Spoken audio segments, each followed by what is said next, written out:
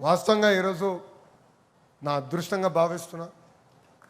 ఎందుకంటే కోటి సభ్యులున్న పార్టీకి ఒక వర్కింగ్ ప్రెసిడెంట్గా జాతీయ అధ్యక్షులు చంద్రబాబు నాయుడు గారు నన్ను నియమించడం జరిగింది.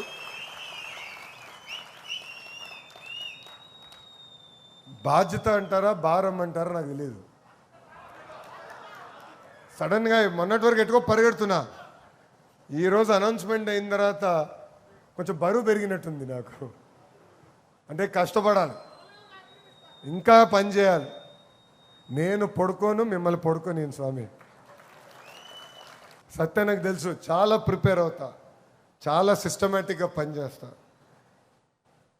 పార్టీలో కూడా మార్పులు రావాలని బలంగా నమ్మే వ్యక్తిని. కంటిన్యూస్గా మార్పు అనేది ఉంటేనే మనకు కూడా ఉత్సాహం ఉంటుంది. నేను మా టీంకి ఒకటి చెప్తా, నిన్న చేసింది నేను మళ్ళీ రిపీట్ చేయను. ఈరోజు చేసింది రేపు నేను రిపీట్ చేయను. వేరే ప్రోగ్రామ్కి వెళ్ళి కొత్త నన్ను తీసుకురాలి. నాకు కూడా ఒక ఎనర్జీ వస్తుంది. అప్పుడే నేను కార్యకర్తలు కూడా ఉత్తేజపరచగలుగుతానని నేను చెప్తాను జరుగుతుంది. ఇది మనందరం గుర్తుపెట్టుకోవాలి. ఈరోజు నిజంగా నా అదృష్టమైన రోజు. అది కూడా పవిత్రమైన భూమి చంద్రగిరికి వచ్చినప్పుడు నాకు అవకాశం జాతీయ అధ్యక్షులు వారు ఇచ్చారు. పనిచేస్తా, కష్టపడతా. ఎప్పుడు కార్యకర్తలకి నేను మా టీం మొత్తం అందుబాటులో ఉంటుంది. ఒకటి కాదు, రెండు కాదు, 100 సార్లు మనం కలవాలి. మన సమస్య పరిష్కారం అయ్యే వరకు వదిలిపెట్టకూడదు.